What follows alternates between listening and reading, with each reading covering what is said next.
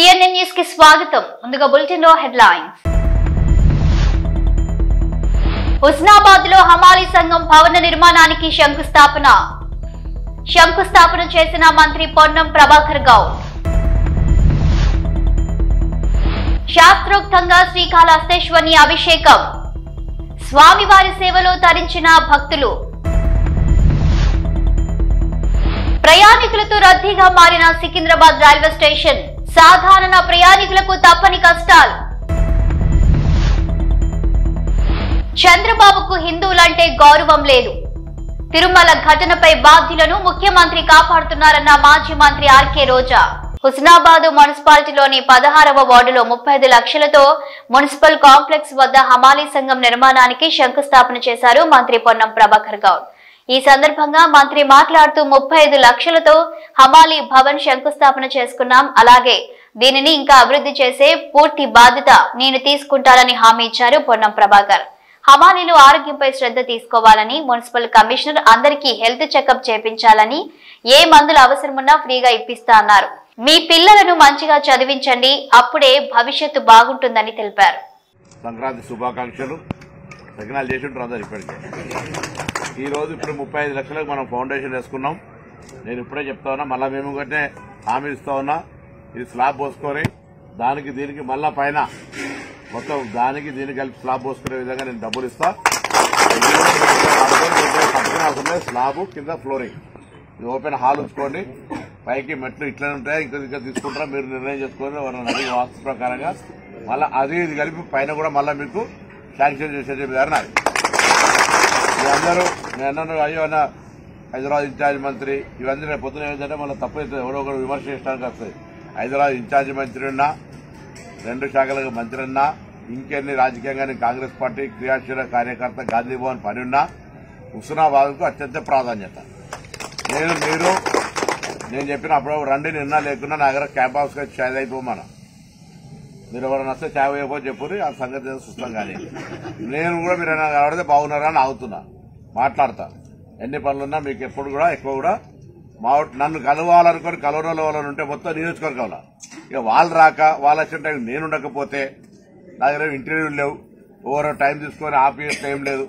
ఎవరైనా స్వేచ్ఛగా కలిసే అవకాశం ఉంది. సపోజ్ 1 గంటలో 50 మందిని కలుస్తాననుకో, 200 మంది వస్తే చాలు, స్పీడ్ అయితే ఫటాఫట్. అంతే తప్ప నేను పట్టుకున్నప్పుడు కూర్చొని చాలా మంచిగా మాట్లాడుతూ అట్లేం ఇష్యూ లేదు. నేను మళ్ళీ కూడా కోరుతున్నా మీ అందరు, ఫస్ట్ మీ అందరికి నేను అటు మున్సిపల్ కార్మికులకు కూడా చెప్పినా, మీరు ఎందుకంటే కష్టపడ్డారు, మీకు అసలు అనారోగ్యం అనేది కానే కావద్దు. అట్లా కొంత చెప్పి రాదు కాబట్టి కొంత మీరు ఆరోగ్య పరీక్ష చేసుకుంటే, ముఖ్యంగా ఏమైందంటే మనం తినకుండానే ఇళ్ళలో ఉప్పు తింటాం. ఉప్పు తినడం వల్ల, ఎక్కువ తినడం వల్ల, నూనె తినడం వల్ల కొద్దిగా హార్ట్ అటాక్ కొంత అనారోగ్యం అవుతుంది. కొంత అప్పుడప్పుడు చెక్ చేసుకోండి, కొంచెం ఆరోగ్యం చెక్ చేసుకోండి. అది కూడా నేను వాళ్ళకి చెప్పిన గవర్నమెంట్ హాస్పిటల్లో ఫ్రీగానే చెక్ చేసుకోండి.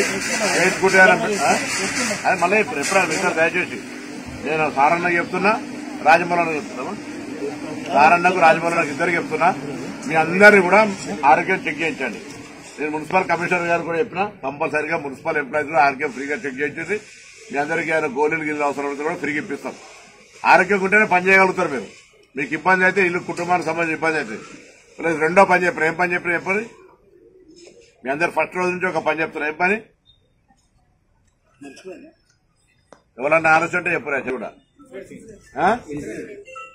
ఇన్సూరెన్స్ మీ పిల్లల్ని చదివిపోయని చెప్పినా చెప్పలే మర్చిపోయారు. మరి పిల్లల్ని కూడా కష్టపడి చదివిపోయండి. గురుకులాల్లో ఏదాసుకుంటే చెప్పారు. అడ్మిషన్లు ఇప్పించే బాధ్యత నాది.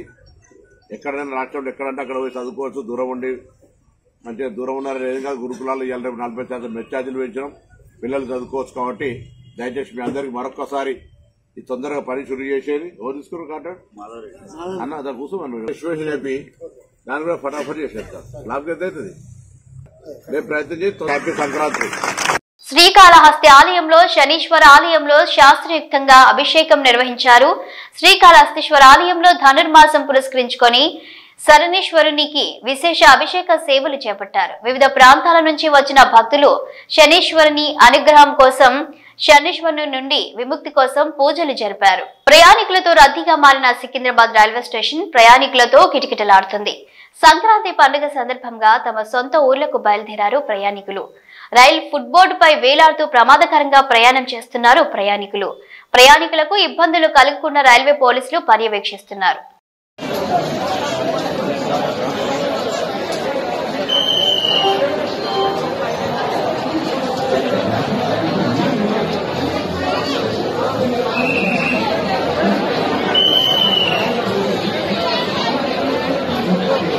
చంద్రబాబు ఏ ముహూర్తాన ముఖ్యమంత్రి అయ్యాడో ఆ క్షణం నుండి ఇలాంటి దురదృష్టకర సంఘటనలు చోటు చేసుకుంటున్నాయని, తిరుమలలో ఎప్పుడు ఇలాంటి దుర్ఘటన జరగలేదని, చంద్రబాబు అధికారం చేపట్టిన దగ్గర నుండి ఇలాంటి ఘటనలు చోటు చేసుకుంటున్నాయని విమర్శించారు మాజీ మంత్రి ఆర్కే రోజా. తన మనుషులని టీటీడీలో పెట్టుకుని ఈ రోజు 6 మృతికి కారణమయ్యాడని ఆరోపించారు రోజా. వారిని కాపాడాలని ప్రయత్నం చేస్తున్నప్పుడు తప్ప ఇంతవరకు ఒక్కరిపై కూడా కేసు పెట్టలేదని విమర్శించారు. హిందూ మనోభావాలను చంద్రబాబు గౌరవించడం లేదంటూ తీవ్రంగా విమర్శించారు రోజా. గమనించి అందరూ అసహించుకుంటున్నారని కూడా ఈ సందర్భంగా తెలియజేసుకుంటున్నా. ఎందుకంటే తిరుమలలో ఎప్పుడూ కూడా ఇలాంటి ఘోరమైన దుర్ఘటన జరగలేదు. చంద్రబాబు నాయుడు ఏ ముహూర్తాన ముఖ్యమంత్రి అయ్యాడో ఈ టీటీడీ అలాగే వెంకటేశ్వర స్వామి పరువు ప్రతిష్ట దిగజారిపోయేలాగా ప్రతి ఒక్క కార్యక్రమం చేయటం మనం కళ్ళారా చూస్తున్నాం. నిజంగా ఈరోజు ఎంత బాధాకరం అంటే ఈ చంద్రబాబు నాయుడు తన మనుషుల్ని టీటీడీలోను తిరుపతిలో పెట్టుకొని ఈరోజు 6 మందిని బలి తీసుకుంటే ఇంతవరకు ఒక్కరి మీద కూడా కేసు పెట్టలేదు. వాళ్ళని కాపాడాలన్న ప్రయత్నం చేస్తున్నాడు అంటే ఈయనకి హిందువులంటే గౌరవం లేదా? ఈయనకి భక్తులంటే గౌరవం లేదా? వాళ్ళ ప్రాణాలకి విలువ లేదా? ఎంత సిగ్గుచేటో ఒకసారి మీరు ఆలోచించండి. ఈరోజు చంద్రబాబు నాయుడు తనకి రోజు భజన చేసే నాయుడు గారినేమో టీటీడీ చైర్మన్ చేసుకున్నాడు. తన గత ఓఎస్డీ వెంకయ్య చౌదరినేమో అడిషనల్ ఈఓగా పెట్టాడు. మళ్ళీ జేఈఓగా కూడా పోస్ట్ ఇచ్చాడు. జేఈఓ అనేది ఒక సీనియరు అనుభవం ఉన్న వ్యక్తికి ఇవ్వాల్సిన పోస్టుని ఏ అనుభవం లేనివాడు, భక్తి లేనివాడు, భక్తుల మీద ప్రేమ అభిమానం లేని వాడికి ఇచ్చాడు అంటే దానికి కారణం వెంకయ్య చౌదరి అవటమేనా అని నేను అడుగుతున్నా. ఇక ఎస్పీగా సుబ్బారాయుడు గారు తన దగ్గర సెక్యూరిటీ ఆఫీసర్గా పనిచేసిన వాడిని తిరుపతి తీసుకొచ్చి ఎస్పీగా పెట్టాడు. ఇలా నీకు సేవ చేసే వాళ్ళని పెట్టుకొని భక్తులకి సేవ చేయాలన్న ఆలోచన వాళ్ళకి లేకుండా చేసి ఈరోజు 6 మంది చనిపోవటానికి 60 మంది గాయపడటానికి కారణమైన వాళ్ళని ఇంతవరకు కేసు పెట్టకుండా కాపాడాలన్న ప్రయత్నం చేస్తుంటే చంద్రబాబు నాయుడిని ఏమనాలో ఒకసారి మీ అందరూ కూడా ఆలోచించుకోవాలి. ఎందుకంటే దీంట్లో వీళ్ళందరితో పాటు మొదటి ముద్దాయిగా చంద్రబాబు నాయుడు గారిని పెట్టాలి. ఎందుకంటే ఒక పక్క మోడీ గారి మీటింగ్ జరుగుతుంది, దానికి ఉన్న పోలీసులంతా అటుపోయారు. ఇక చిత్తూరు తిరుపతి జిల్లా పోలీసులనైనా ఈ టోకన్ల దగ్గర పెట్టి ఒక 3 రోజుల ముందుగానే టోకన్లు ఇచ్చి వాళ్ళకి సేఫ్టీగా పంపించుంటే ఈరోజు ఈ దుర్ఘటన జరుగుండేది కాదు. కానీ 9వ తేదీ టోకన్లు ఇస్తామని చెప్పి అది 8వ తేదీ సాయంత్రానికే ప్రీపోన్ చేసి 6, 7, 8 చంద్రబాబు నాయుడు కుప్పంలో కూర్చొని ప్రోగ్రాం చేసుకుంటూ పోలీసుల్ని అధికారుల్ని తన చుట్టూ తిప్పుకొని వాళ్ళని పని చేయకుండా చేసి 6 మందిని చంపేసి ఇప్పుడు అధికారులకు తప్పిదమంటే ఇది తప్పించుకోవడం కాదా? ఇది ముమ్మాటికి చంద్రబాబు నాయుడు ఆయన ప్రభుత్వం చేసిన హత్యే. ఆయన ఏం ప్రోగ్రాం చేశారో మీ అందరికీ తెలుసా? ఒకసారి చూడండి. 6, 7, 8వ తేదీ చేసిన ప్రోగ్రాంలు స్వర్ణ కుప్పం అంట, కుప్పం విజన్ 2029 అంట.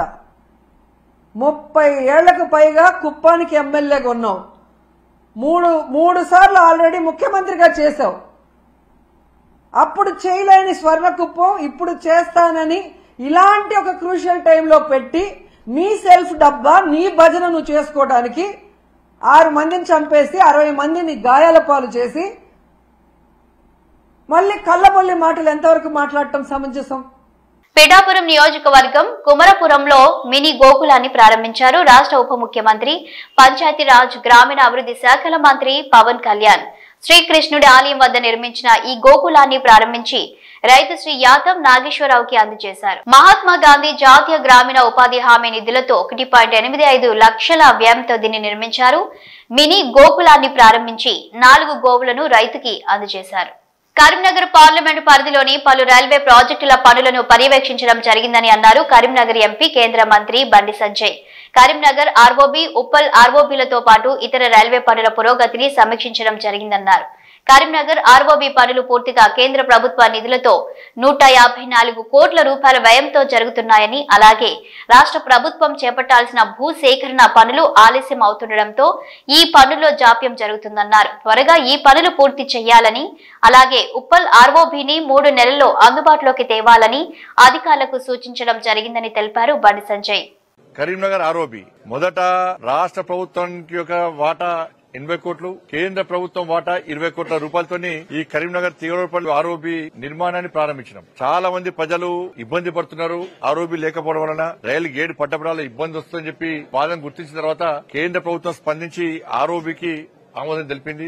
20 కోట్ల రూపాయలను వెంటనే విడుదల చేయడం జరిగింది. దురదృష్టవశాత్తు అప్పుడున్న ప్రభుత్వం వాళ్ళు ఇవ్వాల్సినటువంటి 80 కోట్ల రూపాయలను ఇవ్వకపోవడం వలన ఆ పనులు మొత్తం ఆర్ఓబీ మొత్తం పెండింగ్ లో ఉండే. ఇటువంటి పరిస్థితుల్లో ప్రజలు పడుతున్న ఇబ్బంది దృష్టిలో ఉంచుకొని కేంద్ర ప్రభుత్వం సేతు బంధన్ స్కీమ్ ను కొత్తగా ప్రారంభించింది. కాబట్టి ఈ సేతు బంధన్ స్కీమ్ యొక్క ముఖ్య ఉద్దేశం ఏంటంటే పూర్తి 100% నిధులు కేంద్ర ప్రభుత్వమే విడుదల చేస్తుంది. కాబట్టి అప్పుడు మంత్రి గారిని నితిన్ గడ్కరీ గారిని రిక్వెస్ట్ చేసిన తర్వాత రాష్ట్ర ప్రభుత్వం సహకరిస్తలేదు, రాష్ట్ర ప్రభుత్వం ఇవ్వాల్సినటువంటి వాటా ఇస్తలేదు. కాబట్టి ప్రజలు ఇబ్బందులు తెలిపిన తర్వాత వారు దానికి అంగీకరించి కరీంనగర్ తీగలపల్లి అని చెప్పి ఆర్ఓబీ కూడా సేతు బంధన్ స్కీమ్ లో యాడ్ చేయడం వలన 154 కోట్ల రూపాయలు కేంద్రమే 100% నిధులు విడుదల చేసింది. అందుకే పనులు నడుస్తా ఉన్నాయి. ఇక్కడ ఇబ్బంది గానీ కొత్తపల్లి మనోహరాబాద్ లైన్ లేట్ కావడానికి ఇబ్బంది ఏంటంటే ల్యాండ్ ఎక్వేషన్ భూ సేకరణ విషయంలో చాలా ఇబ్బందులు రావడం వలన దానికి రాష్ట్ర ప్రభుత్వం సహకరించకపోవడం వలన ఏ ప్రభుత్వం ఉన్నా సహకరించకపోవడం వలన ఇబ్బందులు వస్తా ఉన్నాయి. కానీ ఎందుకు లేట్ అవుతుంది ఇంకా పనులు అయితే లేవు అని చెప్తే రాష్ట్ర ప్రభుత్వాలు సహకరించాలి. కేంద్ర ప్రభుత్వం చేసే అభివృద్ధి పనులకు రాష్ట్ర ప్రభుత్వాలు సహకరిస్తే పనులు చక్కచక్క సాగుతాయి, ప్రజలకు ఇబ్బందులు గురిగారు. కానీ భూ సేకరణ విషయంలో ఏ ప్రాజెక్ట్ వచ్చినా కూడా రాష్ట్ర ప్రభుత్వాలు భూ సేకరణ విషయంలో సహకరిస్తున్నారు. భూ సేకరణ చేసేది రాష్ట్ర ప్రభుత్వాలే. ఇక్కడ ఆర్ఓబీ కూడా భూ సేకరణ సంబంధించి ఇబ్బందులు రావడం వలన ఇలా ఆర్ఓబీ పనులు కొంచెం లేట్ గా నడుస్తున్న విషయం వాస్తవం. ఇంకా 6 months లోపల ఈ 154 కోట్ల రూపాయలతో ప్రారంభించినటువంటి ఆర్ఓబీని 1 side ల్యాండ్ క్లియర్ చేసే ప్రయత్నం చేస్తున్నాం. 6 నెలల లోపల ప్రజలకు ఎలాంటి ఇబ్బంది కాకుండా, ట్రాఫిక్ ఇబ్బంది కాకుండా 1 side ల్యాండ్ అనేది పూర్తి చేస్తాం. ఆర్ఓబీ ప్రజలు సులువుగా పోయడానికి వీలుగా. మళ్ళీ దాని తర్వాత ఇంకో 6 months లోపల మిగతా సెకండ్ లైన్ కూడా పూర్తి చేసే ప్రయత్నం చేస్తాం. బట్ అక్కడ ఆ తార్ రోడ్ సంబంధించి ఇప్పుడు ప్రజలు ఇబ్బంది పడుతున్నారు. కాబట్టి అప్పుడు రాష్ట్ర ప్రభుత్వంతో మాట్లాడి 36 లక్షల రూపాయలను మనం శాంక్షన్ చేయించడం జరిగింది. ఆ 36 లక్షల రూపాయలతో వెంటనే రోడ్డు నిర్మాణం కూడా పూర్తి అయిపోయింది. కానీ ప్రజలకు ఎలాంటి ఇబ్బంది కాకుండా. ఉప్పల్ సంబంధించి ఆర్ఓబీ విషయంలో ఆలస్యమైన విషయం వాస్తవం. నేను గతంలో కూడా ఉప్పల్ దానికి సంబంధించి 54 కోట్ల రూపాయలతో ఆర్ఓబీ ప్రారంభించడం 2016లో ప్రారంభించడం 2019 క్లియర్ కావాలి పడి. కానీ ఇప్పుడు కూడా పనులు ఇంకా నడుస్తున్నాయి, మధ్యలో పనులు ఆపేశారు. నేను ఎన్నికలకు ముందు రివ్యూ చేసిన తర్వాత అప్పుడు తిరిగి పనులు ప్రారంభమైనాయి. కాబట్టి ప్రజల ఇబ్బంది దృష్టిలో ఉంచుకొని దాని మీద సీరియస్ గా రివ్యూ చేయడం జరిగింది. వాళ్ళ ఉప్పల్ ఆర్ఓబీకి సంబంధించి అధికారులను కూడా ఆదేశించడం జరిగింది. 54 కోట్లతో ఉన్నటువంటి ఉప్పల్ ఆర్ఓబీ కూడా పూర్తి చేస్తామని చెప్పి అధికారులు హామీ ఇవ్వడం జరిగింది. కాబట్టి 6 నెలల లోపల ఉప్పల్ ఆరోగ్యం కూడా పూర్తి చేస్తాం. సంక్రాంతి రద్దీని సొమ్ము చేసుకుంటున్న ప్రైవేటు ట్రావెల్స్ పై విశాఖ ఆర్టీఏ అధికారులు కొరడా జల్పించారు. తనిఖీల్లో అధిక ఛార్జీలు, ఓవర్లోడింగ్ చేసిన 5 ట్రావెల్ కంపెనీలపై జరిమానా వేసి కేసులు నమోదు చేశారు.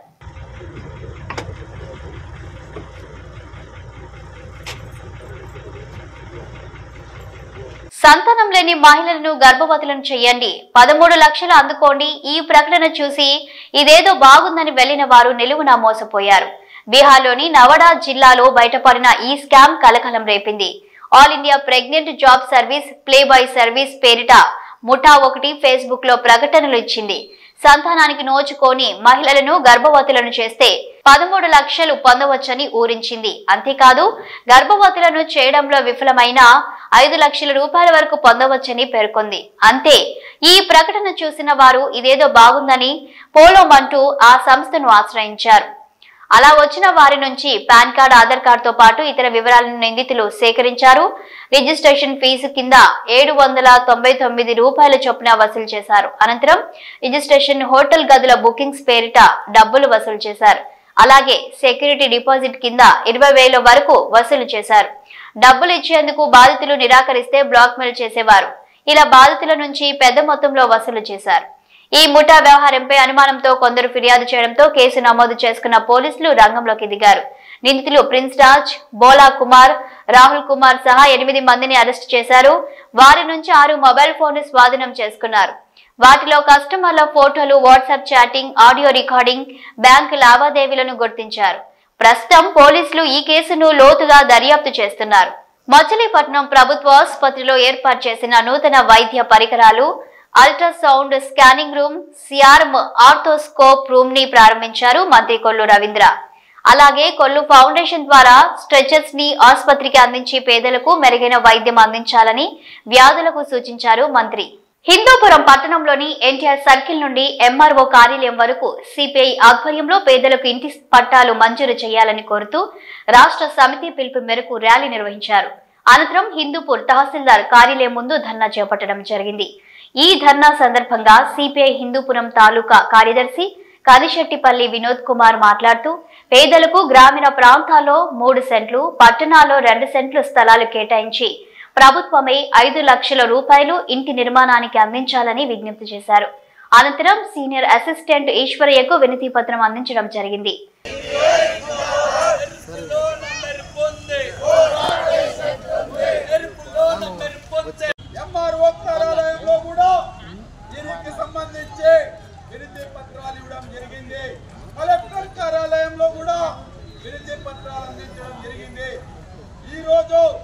రాష్ట్ర వ్యాప్తంగా భారత కమ్యూనిస్ట్ పార్టీ సిపిఐ రాష్ట్ర సమితి పిలుపులో భాగంగా హిందూపురం తహసీల్దార్ కార్యాలయం ముందు పేదలందరితో కలిసి పేదలందరికీ రాష్ట్ర ప్రభుత్వం 2 సెంట్లు చెప్పున పట్టణాల్లో, గ్రామీణ ప్రాంతాల్లో 3 సెంట్లు చెప్పున ఇళ్ల స్థలాలు ఇవ్వాలని చెప్పి, అలాగే ఇండ్ల నిర్మాణానికి రాష్ట్ర ప్రభుత్వం 5 లక్షల రూపాయలు పేదలకి మంజూరు చేసి పేదవానికి ఇల్లు అనేది నిర్మించడానికి ఈ సౌకర్యాలు కల్పించాలని చెప్పి భారత కమ్యూనిస్ట్ పార్టీ సిపిఐ పేదల పక్షాన వెంటనే అధికారులు స్పందించి పేదలకు న్యాయం చేయాల్సినటువంటి అవసరం ఎంతైనా ఉన్నదని చెప్పి ఇటీవల ఎక్సైజ్ అధికారులపై BC political JAC chairman Rachala Yugandhar Goud చేసిన అవినీతి ఆరోపణలపై ఎక్సైజ్ శాఖ విచారణ కమిటీ వేసింది. Joint director Shashidhar Reddy, assistant secretary Nagalakshmi నేతృత్వంలో జరిగిన విచారణకు రాచాల యుగంధర్ గౌడ్ హాజరయ్యారు.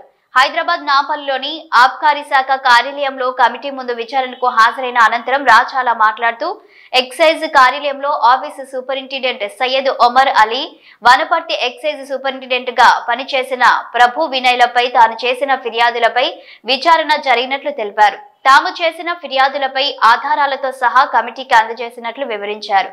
20 ఏళ్లకు పైగా ఒకే చోట విధులు నిర్వహిస్తూ office superintendent Syed Omar Ali seniority లిస్టులో తనకు అనుకూలంగా ఉన్నవారి పేర్లను సిఫార్సు చేస్తూ అక్రమాలకు పాల్పడుతున్నారని రాచాల ఆరోపించారు. అలాగే ఇటీవలే సస్పెండ్ అయిన Wanaparthy excise superintendent Prabhu Vinay date of birth ను 1964 బదులు 1969 మార్చుకొని ప్రభుత్వాన్ని తప్పుదోవ పట్టిస్తున్నారని తెలిపారు. అవినీతి అధికారులపై చట్టపరమైన చర్యలు తీసుకుని ఎక్సైజ్ శాఖను ప్రక్షాళన చేయాలని రాచాల ప్రభుత్వాన్ని విజ్ఞప్తి చేశారు. ఫిబ్రవరి 15న తదుపరి విచారణను హాజరు కావాలని అధికారులు కోరినట్లు రాచాల వివరించారు. వనపర్తి ఎక్సైజ్ సూపరింటెండెంట్ గా పనిచేసినటువంటి ప్రభు వినయ్ గారిపై మరియు ఈ కమిషనర్ ఆఫీసులో ఆఫీస్ సూపరింటెండెంట్ గా పనిచేస్తున్న సయ్యద్ ఉమర్ అలీపై బీసీ పొలిటికల్ చేసిన ఆరోపణలపై మా ఫిర్యాదుపై స్పందించిన ఎక్సైజ్ శాఖ నేడు ఒక కమిటీ ఎంక్వైరీ జరిగింది. శశిధర్ రెడ్డి గారు జాయింట్ డైరెక్టర్, మరి అడిషనల్ అసిస్టెంట్ సెక్రటరీ నాగలక్ష్మి గారి ఆధ్వర్యంలో మేము కూడా విచారణకు రమ్మని మాకు ఈరోజు నోటీస్ ఇస్తే మేము కూడా రావడం జరిగింది. మా దగ్గర ఉన్న ఎవిడెన్స్ అన్నీ కూడా, అంటే Prabhu Vinay Kumar date of birth మార్చింటూ సర్వీస్ రిజిస్టర్ అని మేము చేసినామో దానికి సంబంధించిన డాక్యుమెంట్లు అన్నీ కూడా మేము ప్రొవైడ్ చేయడం జరిగింది. మరికొన్ని డాక్యుమెంట్లు కూడా ప్రొవైడ్ చేయాల్సి ఉంది. మళ్ళీ నెక్స్ట్ విచారణ కూడా ఫిబ్రవరి 10వ తేదీ 15వ తేదీకి ఈరోజు అధికారులు నిర్ణయించారు. మరి ఈ సదనంలో కూడా చెప్తా ఉన్నాం, మేము చేసిన ఆరోపణలు కట్టుబడినాము. సయ్యద్ ఒమర్ అలీ గారు సత్యహరిచంద్రలాగా చెప్పిన ఇన్ని రోజులు మరి నీ భాగవతం అంతా తెలుస్తూ ఉంది. ఈరోజు నీవు ఆఫీస్ జిల్లా కేడర్లో పనిచేసినటువంటి నీవు హెచ్ఓడికి ఎట్లా వస్తావు? అందరికి సంబంధం లేకుండా నీ ఒక్కడో ఎట్లా వస్తావు హెచ్ఓడికి? అదేవిధంగా నీ కమ్యూనిటీకి హైదరాబాద్ చుట్టుపక్కల పోస్టింగ్లు వేసుకున్న విషయం అందరికీ తెలిసిందే. ఈరోజు అనేక అవకతవకలకు ఈరోజు ప్రభువిని డేట్ ఆఫ్ బర్త్ మార్చింది కూడా సయ్యద్ ఒమర్ అలీ అని చెప్పి ఈ సందర్భంగా చెప్తా ఉన్నాం. మేము కూడా అధికారులకు అదే ఈరోజు డాక్యుమెంట్తో సహా అంటే ఎవిడెన్స్తో సహా కూడా ఇవ్వడం జరిగింది. కాబట్టి వెంటనే మా ఫిర్యాదుకు స్పందించిన ఎక్సైజ్ శాఖ అధికారులు డైరెక్టర్ గారు వెంటనే ఈ యొక్క విచారణకు ఆదేశించి చేయడం నిజంగా ఇది శుభపరిణామం. వీలైనంత తొందరగా అతనిపై చర్యలు తీసుకోవాలని చెప్పి మేము మరొకసారి డైరెక్టర్ గారికి విజ్ఞప్తి చేస్తా ఉన్నాం. కాంగ్రెస్ పార్టీ ఎన్నికల ముందు రైతులకు ప్రజలకు ఇచ్చిన హామీలను వెంటనే అమలు చేయాలని డిమాండ్ చేస్తూ బీజేపీ శ్రేణులు జయశంకర్ భూపాలపల్లి జిల్లా రేగుండ తహసీల్దార్ శ్వేతకు వినతి పత్రం అందజేశారు. మండల కేంద్రంలో బీజేపీ భూపాలపల్లి జిల్లా కిషన్ మోర్చా జిల్లా అధ్యక్షుడు పోలిసాని తిరుపతిరావు ఆధ్వర్యంలో రేగుండ తహసీల్దార్ కార్యాలయానికి రైతుల నాయకులతో తరలి వెళ్లి డిమాండ్లతో కూడిన వినతి పత్రాన్ని అందజేశారు. అనంతరం తిరుపతిరావు మాట్లాడుతూ రైతులకు రైతు బంధు వానకాలం యాసంగి 2 పంటలకు కలుపుకొని ఎన్నికల సమయంలో 15,000 రూపాయలు ఇస్తామని హామీ ఇచ్చిన ముఖ్యమంత్రి రేవంత్ రెడ్డి ఇప్పుడు మాట మారుస్తున్నాడని ఆయన విమర్శించారు. రైతులకు బోనస్ ప్రకటిస్తానని చెప్పి ఇప్పటి వరకు కూడా రైతులకు జమ చేయలేదని, రైతు కూలీలకు కౌలు రైతులకు 12,000 రూపాయలు ఇస్తామని చెప్పి అధికారంలోకి వచ్చి సంవత్సరం అయిపోయినప్పటికీ కూడా వాటి విషయమే మాట్లాడడం లేదని మండిపడ్డారు. కేంద్ర ప్రభుత్వం ప్రవేశపెట్టిన పనులు కూడా రాష్ట్రంలో అమలు చేయడం లేదని రేవంత్ రెడ్డి ప్రభుత్వం రైతులను నట్టేట ముంచిందన్నారు. రైతులకు ఇచ్చిన హామీలను నెరవేర్చాలంటూ లేకుంటే కిసాన్ మోర్చా ఆధ్వర్యంలో కలెక్టర్ కార్యాలయాన్ని ముట్టడిస్తామని తిరుపతిరావు హెచ్చరించారు. కాంగ్రెస్ పార్టీ అధికారంలోకి రావడానికంటే ముందు వరంగల్ డిక్లరేషన్ ద్వారా తెలంగాణ రాష్ట్ర వ్యాప్తంగా ఉండబడినటువంటి రైతులందరికీ కూడా ఏకకాలంలో 2 లక్షల రుణాలను మాఫీ చేస్తానని చెప్పినటువంటి యొక్క రాష్ట్ర ప్రభుత్వము డిసెంబర్ 9వ తారీఖున మొదటి సంతకం పెట్టి రాష్ట్ర వ్యాప్తంగా ఉండబడినటువంటి రైతులందరికీ రుణమాఫీ చేస్తామని చెప్పినటువంటి యొక్క రాష్ట్ర ప్రభుత్వం ఇప్పటి వరకు ఆ యొక్క దాన్ని అమలు చేయడం లోపల రాష్ట్ర ప్రభుత్వం పూర్తిగా వైఫల్యం చెందింది. ఎందుకంటే ఈరోజు అధికారంలోకి వచ్చిన తర్వాత 32 లక్షల మంది అంటే 32,000 కోట్ల రూపాయలు రైతు రుణమాఫీకి అవసరం పడతాయని చెప్పినటువంటి యొక్క రాష్ట్ర ప్రభుత్వం అంటే అధికారిక లెక్కల ప్రకారమే తెలంగాణ రాష్ట్రంలో ఉండబట్టినటువంటి 2 లక్షల బాకీలు బ్యాంకులలో రైతులు కలిగినటువంటి రైతులందరికీ 32,000 కోట్ల బడ్జెట్ అవసరం పడుతుంది. తప్పకుండా మేము రాష్ట్ర ప్రభుత్వం మేము దీన్ని అమలు చేస్తామని చెప్పినటువంటి రాష్ట్ర ముఖ్యమంత్రి ఇప్పటి వరకు 2 లక్షల పైన ఉండబడినటువంటి ఏ ఒక్క రైతుకు కూడా 2 లక్షల లోపు 2 లక్షల రుణ బాకీ ఉండబడినటువంటి రైతుకు కూడా ఇప్పటి వరకు ఈ యొక్క రాష్ట్ర ప్రభుత్వం ఆ యొక్క రుణమాఫీని అమలు చేయలేదు. మరి 32,000 కోట్ల రూపాయల బడ్జెట్లో ఈరోజు రాష్ట్ర ప్రభుత్వం కేవలము 23,700 కోట్ల రూపాయలను మాత్రమే ఈరోజు ఈ యొక్క రాష్ట్ర ప్రభుత్వం రుణాలను మాఫీ చేసింది. అంటే 42 లక్షల మంది రైతులుంటే ఇప్పటి వరకు 23 లక్షల సుమారుగా 50,000 మందికి మాత్రమే రుణమాఫీ జరిగింది. దీన్ని తప్పకుండా 2 లక్షల పైన నిబంధన ఏదైతే ఉందో దానికి సంబంధం లేకుండా బేషరతుగా ఈ యొక్క రాష్ట్ర ప్రభుత్వం మొండి వైఖరి విడనాడి రైతులకు రుణమాఫీ చేయాలి. ఆ తర్వాత వాళ్ళు ఇచ్చినటువంటి మేనిఫెస్టోలో పెట్టినటువంటి 7,500 రూపాయల రైతు భరోసా ఏదైతే ఉందో దాన్ని బేషరతుగా మీరిచ్చినటువంటి మాట ప్రకారం దీన్ని అమలు చేయాలి. ఎందుకంటే గతంలో ఒక 2 దఫాలుగా ఇవ్వాల్సినటువంటి రైతు భరోసా ఏదైతే ఉందో ఆ యొక్క రైతు భరోసా నిధులు ఇప్పటికే సుమారుగా అంటే 20,000 రూపాయల పైన ఇవ్వాల్సినటువంటి రైతు భరోసా ఏదైతే ఉందో దాని యొక్క మీ యొక్క రాష్ట్ర మొండి ప్రభుత్వము రైతులకు మోసం చేసినటువంటి పరిస్థితి. ఈరోజు మీరు ఇచ్చినటువంటి హామీలను అమలు చేయమని మేము డిమాండ్ చేస్తూ ఉన్నాం. తప్పకుండా 7,500 రూపాయలు అమలు చేయాల్సిందే. మీరు కౌలు రైతులకు కూడా రైతు భరోసాను వర్తింపజేస్తూ ఉన్నారు. కూలీలకు కూడా ఏదైతే 12,000 రూపాయలు అమలు చేస్తూ ఉన్నారు. తెలంగాణ రాష్ట్ర ప్రభుత్వం ఏదైతే ప్రధానమంత్రి ఫసల్ బీమా యోజన ఏదైతే ఉందో రైతులకు అనేక విపత్తుల ద్వారా మరి నష్టం జరిగి పంట నష్టపోయినటువంటి రైతులకు ప్రధానమంత్రి ఫసల్ బీమా యోజన ఏదైతే ఉందో దాన్ని మరి కేంద్ర ప్రభుత్వము చాలా ప్రతిష్టాత్మకంగా దేశవ్యాప్తంగా అమలు చేస్తున్నటువంటి పరిస్థితి ఈరోజు దేశంలో అమలవుతూ ఉంది. కానీ ఒక రాష్ట్ర ప్రభుత్వం అధికారంలోకి వచ్చి 1 సంవత్సర కాలం గడిచినప్పటికీ కూడా ఈ యొక్క రాష్ట్ర ప్రభుత్వం కేంద్ర ప్రభుత్వానికి ఎక్కడ మంచి పేరు వస్తుంది అన్నటువంటి ఒక దుర్మార్గమైనటువంటి ఆలోచనతోటి మరి ప్రధానమంత్రి ఫసల్ బీమా యోజన యొక్క పథకాన్ని అమలు చేస్తలేదు. దీన్ని కూడా వెంటనే అమలు చేయాలని చెప్పి మేము భారతీయ జనతా పార్టీ కిసాన్ మోర్చా ద్వారా భారతీయ కిసాన్ మోర్చా మరి ఏదైతే ఉందో రాష్ట్ర మా అధ్యక్షులు ఇచ్చినటువంటి పిలుపు మేరకు మేము రైతుల పక్షాన తప్పకుండా డిమాండ్ చేస్తూ ఉన్నాం. ఈ యొక్క ఇచ్చినటువంటి హామీలను అమలు చేయకపోతే తప్పకుండా గ్రామాల వారీగా రైతు రుణమాఫీ కానటువంటి రైతులను అందరినీ సేకరించి తప్పకుండా మరి ఆందోళన చేస్తామన్నటువంటి విషయాన్ని రాష్ట్ర ప్రభుత్వం పక్షాన మేము డిమాండ్ చేస్తూ ఉన్నాం. ఇవి bulletin updates. Keep watching news.